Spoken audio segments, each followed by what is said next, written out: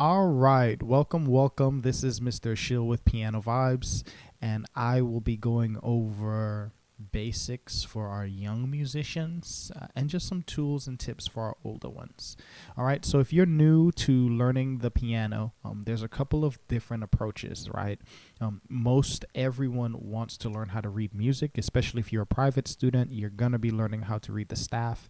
And so if you're not using musictheory.net, you're missing out on a lot because it has two main sections. It's going to be lessons and exercises. All right. In lessons, you'll notice that it covers the basics, which if you're going to be an intermediate pianist, you need to know all of these things. However, all of these things take a little bit of time to learn. All right, so make sure that you keep that in mind. One of the first things that you need to be able to do in exercises is not in the staff, right? The staff is what we read, but actually at the piano, and so that's where we focus on keyboard identification. You guys can see my keyboard down here at the bottom, right? So keyboard identification just helps us to identify what note is which. So we're going to click into keyboard identification. And you'll notice that it's in challenge mode right now. This is a desktop version, and so just make sure you keep that in mind. I'm going to zoom out a little bit. So right now I have it in challenge mode, and so I have it set at 20 questions. So when my students come in, I'm like, hey, answer 20 questions. You'll notice that it records the score. It records how many questions they got correct in a fraction, and then it gives you the time that it took. All right, really important. If you're new, you don't need challenge mode on. And in fact, if you're new, you're not going to be dealing with flats. If you didn't know that those were flats, now you do. And you're not going to be dealing with sharps just yet. You're only going to be dealing with C, D, E's, F's, G's, and A's. You can even take out. So if your student is completely new and you just want to learn C, D, E, we can do that. And so this note right here, I'm going to play it up here. Then I'm going to play it down here. All of those are E's. Okay, so this note right here would be C, D, E. Awesome. This is C, D, E, F, G, A, B, back to C. So that's a C again. This is an E, C, D, E. Now remember, it's only testing us over C, D, E. If you're doing well, of course, you can add in all the rest of these notes. Please keep in mind that the customization is really important, and doing this aimlessly, so if you do it for 5 minutes, doesn't really help, right? It's the daily practice, so doing it every day, a set number, to try to see improvement is what you're looking for. All right, so that's the first tool for our beginners. So this is our website right here, and then we go right over here and we talk about pre-staff. All right, so here's our pre-staff. Remember that pre-staff really focuses on our fingers. So I'm going to open up this Jingle Bells in our pre-staff, and what you'll see is that we have this song or piece. I'm going to use red, and it says right hand only. Then it shows you this. Now, if you know anything about your hand, you know that your thumb is finger 1 in your right hand, then you have finger 2, then you have finger 3, then 4, and then 5. And so ideally, you're going to be doing 1, right? Put finger 1 there, finger 2, finger 3, finger 4, and finger 5. And then what you'll do is you'll come over here and you'll say, okay, well, E is finger 3, so I write in a 3. And we have a 3, 5, 1, 2, 3. All right, and so that's how we would go about doing this. Then we put our hands on the piano. Ideally, we're curving them almost like we're holding a ball, right? And remember, we don't play with our shoulders, so make sure those shoulders are relaxed. We play with our fingertips, not our wrists. So keep that in mind, right? One note at a time, gently. We don't have to use, anything too crazy.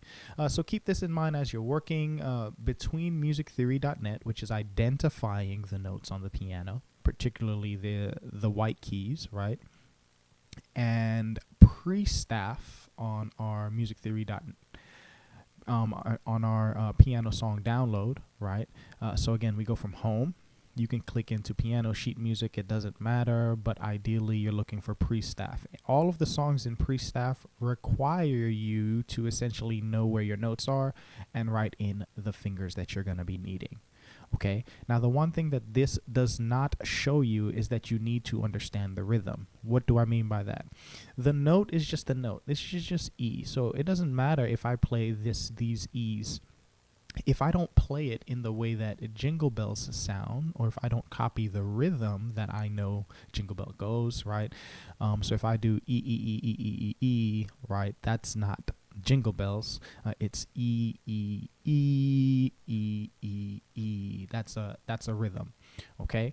And so we're mixing and learning how melodies work. Melodies work by, of course, having a pitch, right? An E, a G, an F, and a rhythm. Those two things are included with each other.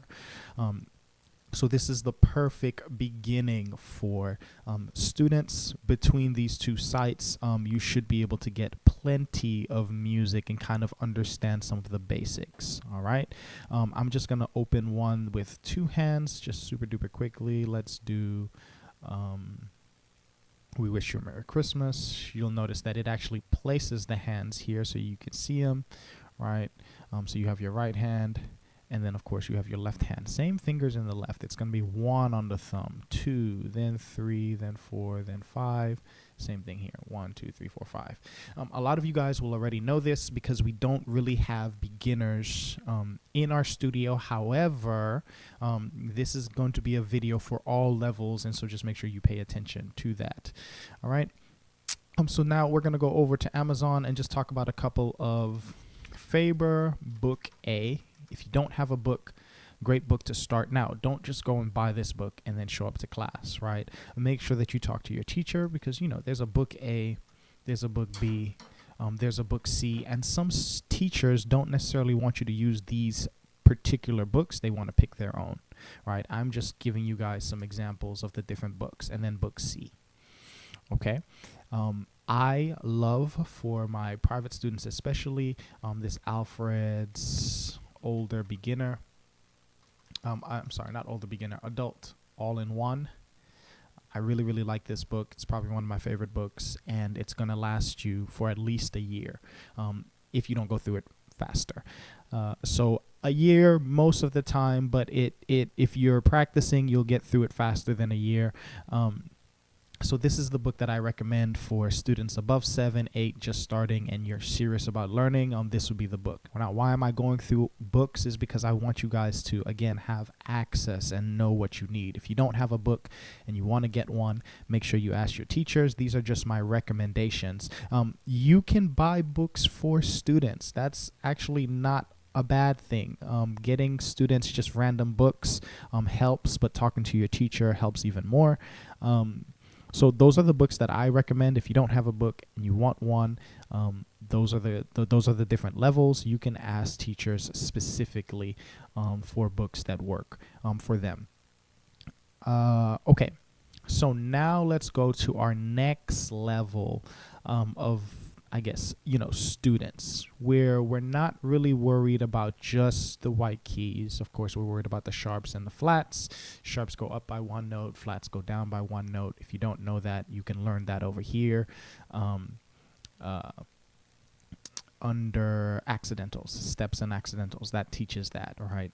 I'm going to focus in on the staff, which is what a lot of our students are going to be struggling on.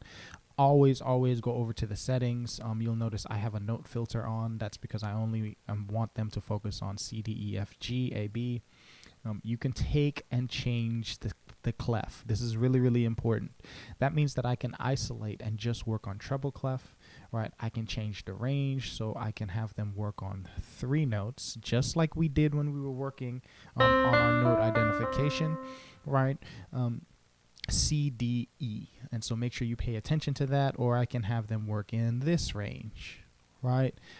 Typically, for my students, they're learning treble clef and bass clef. Let's assume like a new student is working. They'll have maybe 3 notes in the right hand, 3 notes in the left hand, and then we'll leave it at that. And that's what they're working on for the day, right? And they have their bass clef mnemonic, right? Great big dogs fight animals, all cows eat grass. You can type in mnemonics if you want to.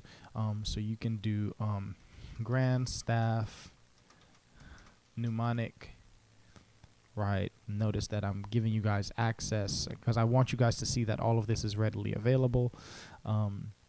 We have it right here, right? Every good boy does fine. FACE, good boys do fine always. All cows eat grass, right? And there's a whole bunch of different mnemonics. The mnemonics just help us, right?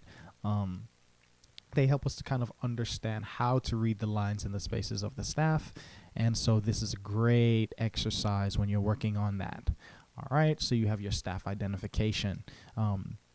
Chord identification is also nice, but we're not there yet, right? And so let's go and help our level oneers, right?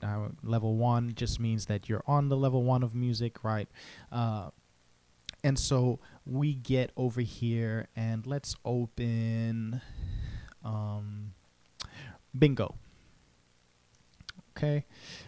So bingo, there was a farmer, had a dog, and bingo was his name. Oh, bingo. Okay, so I'm gonna again just kind of write. I want you guys to focus and kind of listen and follow. Right here we have bingo, treble clef, bass clef, right? 4/4 time signature. One of the things in reading music is that there is rhythm. Right, so I'm going to write rhythm, and I wish I could just type on this, but they're being silly. Rhythm, right? I don't know what that says. I guess it says rhythm. And then there is pitch. Now, what our students struggle with is you'll notice like students will do really, really well on their note identification. They'll be answering all of these. Look at this. It's 39 out of 39. They'll have 100. And they will think that that translates very, very easily to playing bingo. And it does not, because not only do you have to worry about pitch, you also have to worry about rhythm. This is a quarter note. This is a half note. We have to understand these different notes and their values. Okay, so if you don't understand that these two things are combined, you're going to struggle. Next thing that's missing here is fingers. Fingers matter. Look, finger 1 on C, finger 4 on G. That's a position. That's telling you where you need to put your hands, how you need to use them.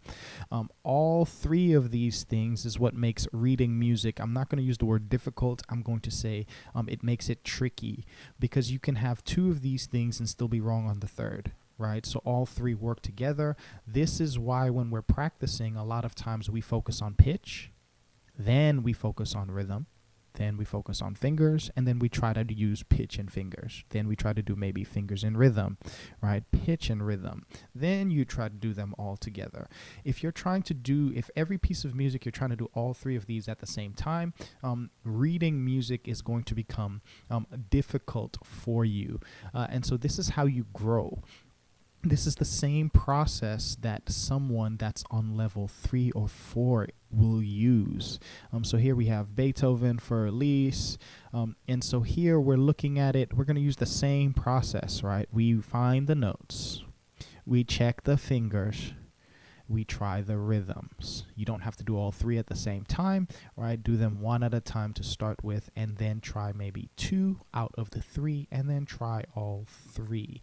If there's something that you don't understand, that's where you ask, right? It's always better to ask or to look up things, right? I'm going to touch on rhythms just really, really quickly using themusictheory.net. I'm going to come right over here to lessons, and I'm going to talk about note duration, which is rhythms, right? And so you'll hear people kind of talking. This exercise walks you through how rhythms work. And if you guys need a rhythm sheet, I have those readily available for you. I believe I do. Like quarter notes, half notes, eighth notes, all of that good stuff. You guys have to know your rhythms, just like you have to know your note values, your note identification. So your staff identification and your rhythm identification work together. If you're a drummer, rhythm identification is even more important for you, so make sure that you keep that in mind. But these two sites essentially feed you the knowledge, right? The books are nice, but these two sites essentially just make you use online. I'm just going to touch really, really quickly on YouTube, especially for my students that are a little bit more advanced and they want to learn songs, right? And so if we look right here at my music, and we want to learn, let's say, You Rock My World. That's a song that they want to learn. We have to understand that when we put on anything on YouTube, I'm not going to play anything. I'm just going to kind of play it and pause it, right? You need to know that on YouTube, you can slow things down, right?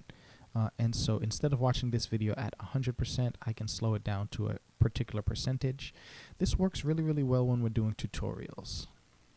So let's say I wanted to learn, I don't know, let's do Journey, Don't Stop Believing, right? So I'm over here. If I'm a drummer, I'm putting this song on, and I want to learn the drums for it.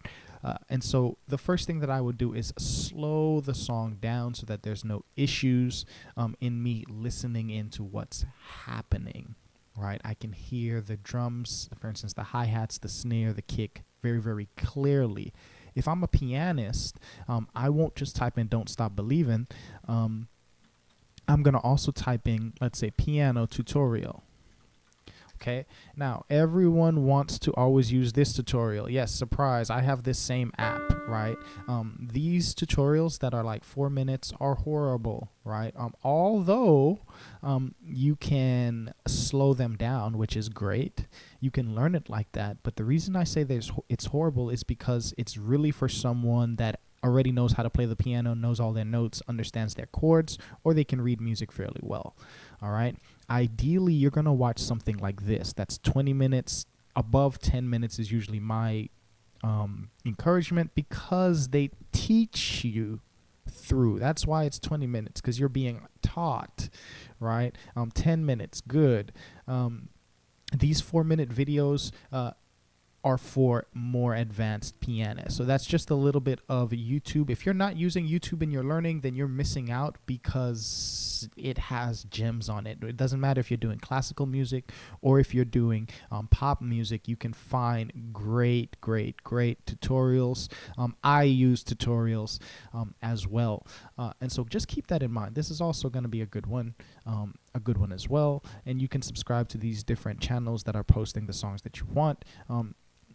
If you want it to be simple and you just want to be able to play the song, you can kind of see what's happening, right? And slow these down and play the melodies if you want to. Okay, so I'm not discouraging you using these. I'm just warning you that that's not the best way to go about learning. Okay, same thing for my drummers. Don't Stop Believing, drum tutorial, right?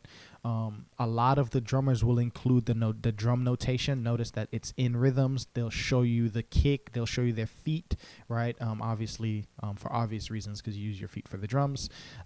Great way. Notice that these tutorials, this is not necessarily a tutorial. He is showing you what he's doing, yes, but notice that it says here drum cover. A drum cover would be, again, for our older drummers, right?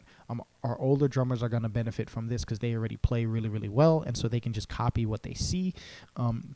We want a full tutorial over what's happening with, a little bit of background on the song, and kind of just like showing us like what's happening, and kind of diving into the song a little bit, breaking it down so that it can be replicated on another song. So make sure you keep that in mind.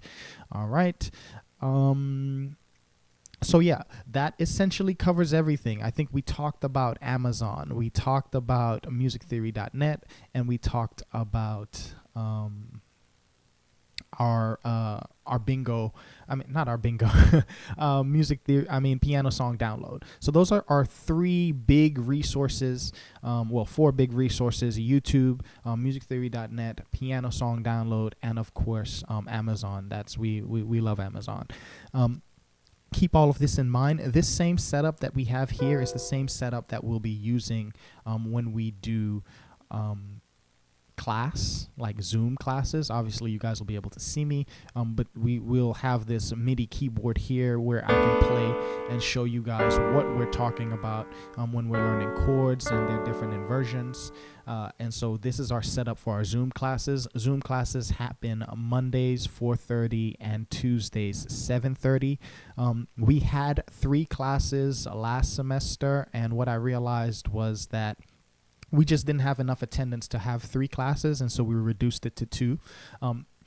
These classes will go over these same things and how to use them, but catered to your skill level. So you'll have people that are advanced in class, you'll have people that are beginners in class, but ideally, right, because of the nature of the class, it will cover everybody's questions and tell them what they need to be practicing on and what mistakes they're making. So it's invaluable. It's almost like a master class. And so I really encourage all of our students, if you're serious about improving, come to those classes, right? I'm not offering these classes because I want your $10. I'm offering them because I want a way to essentially have another lesson with you and not charge you double.